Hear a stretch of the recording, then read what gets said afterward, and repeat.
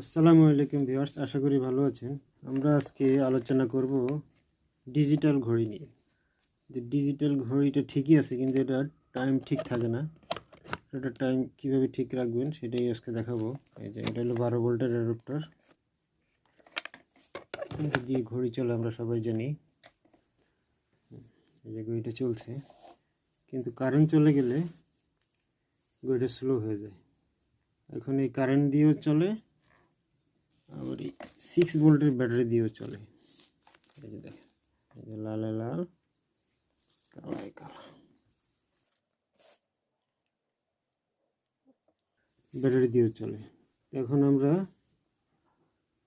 ব্যাটারিতে চালাবো না, শুধু কারেন্ট গেলে যদি ব্যাটারিতে চলে সেই সিস্টেমটা করব, কিন্তু আমরা কারেন্টেই চালাবো। এবং ব্যাটারিটা কিভাবে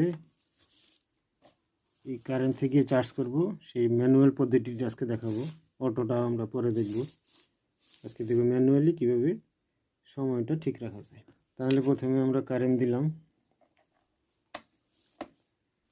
তাহলে এখান থেকে 3টা তার বের হলো। এটা কিভাবে বের হলো এটা আমার আগের একটা ভিডিও আছে, সেখান থেকে আপনারা দেখে নেবেন, আমি লিঙ্ক দিয়ে দিব। এই যে এখান দিয়ে ডায়োড দিয়ে আসলো প্লাস, আর এখানে যদি মাইনাস ধরি তাহলে আমাদের দেবে ভোল্টেজ প্লাস, আর এটা হলো মাইনাস, তাহলে আমাদের ভোল্টেজ 10 ভোল্টের উপরে আছে, 12 ভোল্টের। হ্যাঁ, আর অন্য তারটা যেটা, এখানে কিন্তু ভোল্টেজ ব্যাটারিতে ঢুকবে না, এই যে ভোল্টেজ নেই, এই যে কাটা দৌড়ায় না, এখান দিয়ে শুধু ব্যাটারি থেকে আউটপুট হবে।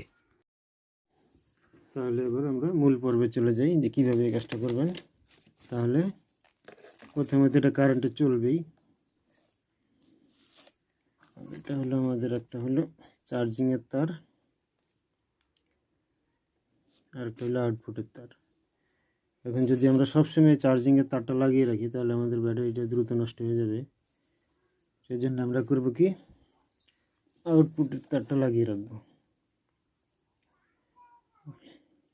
আউটপুটের মধ্যে আমরা একটা ডায়োড লাগিয়ে দিলাম, ওদিকে যাবে ব্যাটারি থেকে, তাই উল্টা আর ব্যাটারি থেকে ভিতরে কিছু বাজে ভোল্টেজ আসতে পারবে না, শুধু চার্জিং ভোল্টেজ রেখেছি সেটাই আসবে।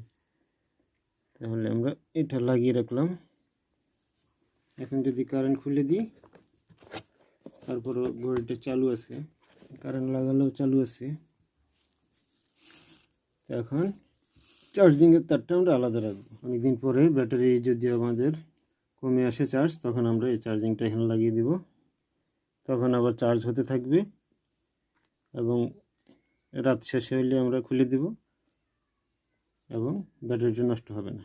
আচ্ছা, এটুক তো বুঝলেন সবাই। এখন আসেন, যদি দূরে কোথাও ঘড়িটা ফিটিং করার প্রয়োজন হয় এবং সেখানে যদি সকেটটা না থাকে, তখন আমরা এরকম একটা ক্যাট 6 তার ব্যবহার করব। ক্যাট 6 তারে আপনারা জানেন 8টা মাথা থাকে। এই অ্যাডাপ্টারে যেখানে লাইন আছে সেখানে রেখে 2টা তার বের করব, মাইনাস দিয়ে ক্যাট 6-এ আমরা যে কোনো 2টা দিয়ে দেবো এবং মনে রাখবো আমরা, তাহলে আমাদের ঘড়ি চললো। পরে ফেরত আসার সময় আবার যে ক্যাট 6-এর মধ্যে যেটা চার্জিংয়ের তারটা এক মাথায় লাগাবো, তাহলে এই মাথাটা আবার এই ব্যাটারিতে আবার চলে যাবে, এবং এই 2টার মধ্যে দিয়ে আবার ব্যাটারির মধ্যে দিয়ে আবার ঘড়ির প্লাস মাইনাসে জ্বলবে। তাহলে দূর থেকেও আমরা এই ঘড়িটা চালাতে পারবো এবং ব্যাটারি এখান থেকে চার্জ হবে। তাহলে আমাদের ঘড়ি হইল বাইরে, ওই যে ঘড়ি, আর আমরা ব্যাটারি এবং অ্যাডাপ্টার ফিটিং করলাম ঘরের ভিতরে। তাহলে ঘরের ভিতর থেকে যেখান দিয়ে হলো কারেন্টে চলে, আর এখান দিয়ে ব্যাটারিতে চলে। আর এটা যদি খুলে দিই তাহলে চার্জিং বন্ধ, আর যদি লাগাই তাহলে চার্জিং, খুলে দিলাম, চার্জিং বন্ধ।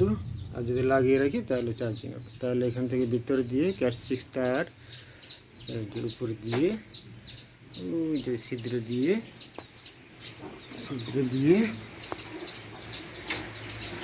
এখান দিয়ে এই যে ঘড়িতে কানেক্ট, এখানে কোনো অ্যাডাপ্টার নাই। ওকে।